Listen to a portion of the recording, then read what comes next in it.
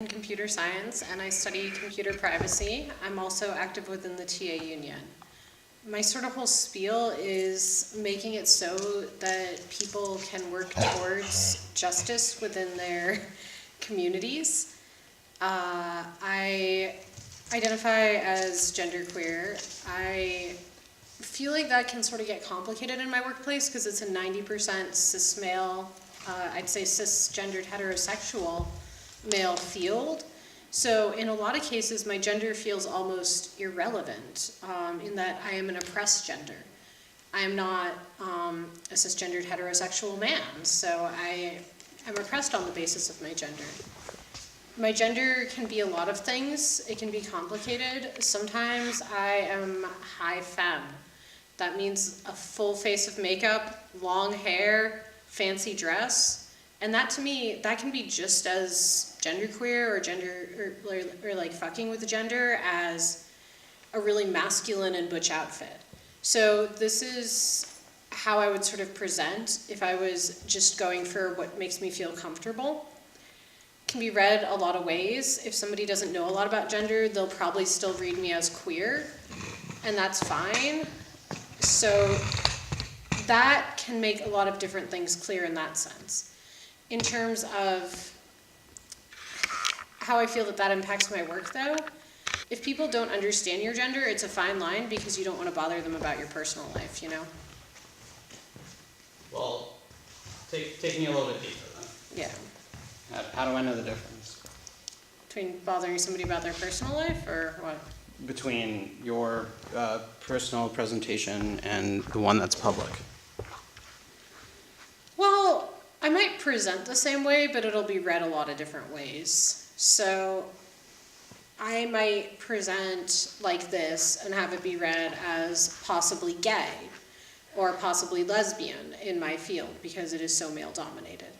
But then in other spaces I'll present this way and it'll be coded a different way depending on people's knowledge and interest. And that's one of the things that I do find interesting about my presentation is how people perceive it really depends on the context. So give me some examples to help paint the picture. Okay. So in this context where you're presenting yourself as blank, like right now. So this is an outfit that I feel comfortable in. I really like the aesthetic of it. I like that it's kind of retro, but it isn't a poodle skirt and such, or, you know, a zoot suit. It's sort of in between on the gender spectrum. I feel if I was in the 70s and I wore it, it would still be read as pretty queer. So that's what I like about it. In certain contexts, this outfit, you know, people are just like, oh, Anna, she's a lesbian. And then in other contexts, people might see it and be like, oh, Anna, they're genderqueer. And that's my context as a worker, I feel like people lean more towards the first one because it's such a cisgendered, heterosexual, male-dominated field. But within my personal life, people tend to read this and code it correctly. They look at it and they see it's playing around with gender. It's playing around with gender norms. It's something that I'm comfortable wearing, but yeah. So in a public space though, this is where I think it gets really interesting. And what's the role of the union in this sense? And then why do you feel comfortable presenting in a public space the way you do? I feel comfortable presenting in public because it can be read pretty ambiguously. So if somebody believes that attack helicopter is a valid gender, and there are people that believe that attack helicopter is a valid gender, I tend to not go into explaining it. You know, I'll explain it very briefly, but I won't go into my own personal gender because I feel they won't respect me. In other spaces, such as the union, I feel like we really care about folks that are gender nonconforming, genderqueer, trans, whatever label have you. And we've sort of fought for the rights of those folks. We fought to get gender neutral bathrooms installed. People ask pronouns. In my context as a TA, I tried asking pronouns in one of my classes. A student shouted, "I'm obviously male," at me, and was very angry and complained to, like, he was complaining about how I asked pronouns, and it was honestly pretty ridiculous. So for those folks, I like that my gender can be read ambiguously. If I was super femme, people wouldn't peg me as genderqueer outside of that context. Within that context, but there's enough ambiguity that if somebody cares, even in computer science, they tend to ask for my pronouns off the bat. But they don't tend to, but people that are more oppositional towards different genders don't tend to actually notice anything. Like if they thought about it, they might be like, oh, Anna looks pretty gay. I don't really know what, that, if they aren't thinking about pronouns, they're not gonna ask, but if they are already thinking about it, there's just enough cues that they ask. Okay. So do you think public education as a system for TAs in respect to gender nonconforming is changing? I think so. And in what ways? How's it changing? What is the union's role? So it's definitely changed a lot over the years. In my undergrad, there were and also at UC Berkeley and other schools that were built before a certain time, the science buildings don't have women's restrooms.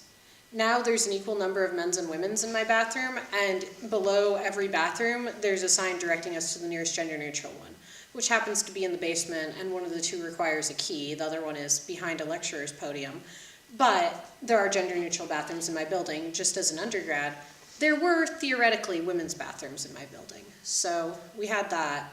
And I think it's getting slowly better. I think 50 years from now, being genderqueer or gender nonconforming will be just as accepted as anything else. Within higher education, I think people are trying to make progress, but there is a reactionary element, and unfortunately that reactionary element I feel is heavily concentrated in STEM. I feel like labor, and particularly our union, has fought really hard for that change. We do a lot of student activism with the UAW, or Student Workers Union. We fought for gender-neutral bathrooms to be included in our contract.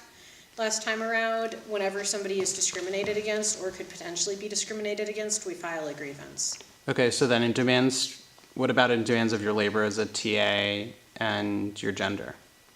Now, because you had said and I think everybody who has come up so far has said that when they're in a different context, some aspect of gender may be touched upon as kind of something that's running. So how do you see when you're feeling when you're presenting a different gender, how is that affecting the demands of your labor as a TA? Oh, it can be awful. If a student is being awful about gender and starts screaming about attack helicopters or shouts at you that they're obviously male when you're like, hey everybody, let's introduce ourselves. What are our names and pronouns? What are we planning to do for fun this weekend? How's the class going? And then they stand up and shout at you. That can be a huge emotional demand on your labor as a TA. It might not be the number of hours, but it's frustrating that there aren't many recourses. What is an attack helicopter? It's an internet joke. Oh. So people will say, oh, my gender's attack helicopter, to say gender's dumb, but not in a way that somebody who's queer would say gender is dumb. They think there are only two genders, which correspond to the biological sex as defined by certain people. I mean, obviously biological sex aren't just two, but yeah. Okay, so when you're presenting femme, what are the demands of your labor? When you're presenting non-femme or male, what are your, or masculine, excuse me, what's your experience? What's your experience as presenting as masculine and relative demands of your labor? So when I'm presenting femininely, I feel like I'm expected to do a lot more emotional labor, a lot more support. People assume I'm a cisgendered woman. They might read me as queer, but even then, when I had longer hair, folks would ask me if I was queer or if I belonged in queer spaces, or, students might ask me about a boyfriend and stuff when I present more femme. And I think that they might have just, genuinely been curious about my personal life. I didn't get a creepy vibe from it.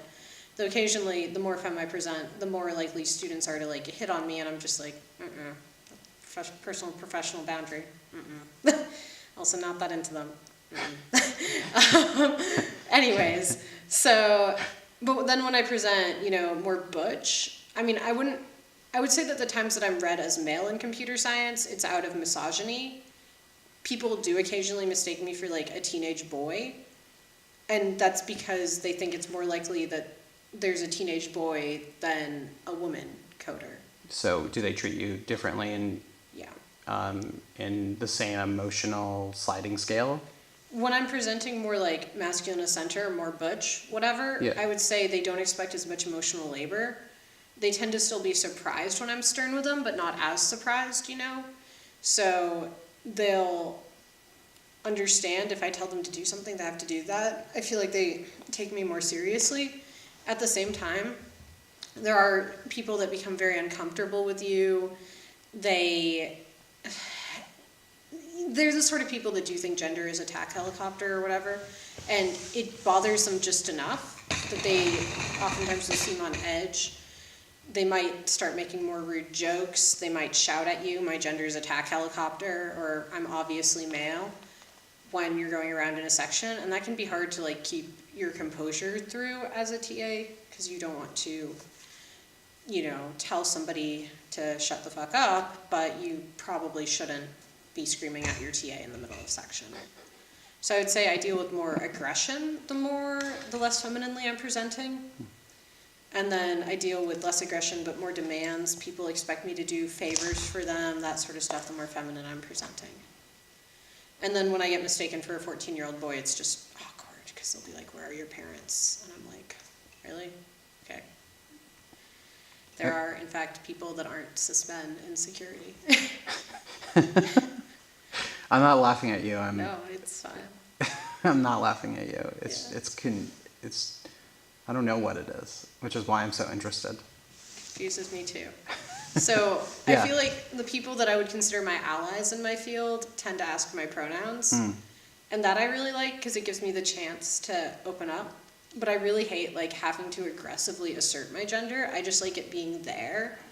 But I know if I assert it, I'm going to be dealing with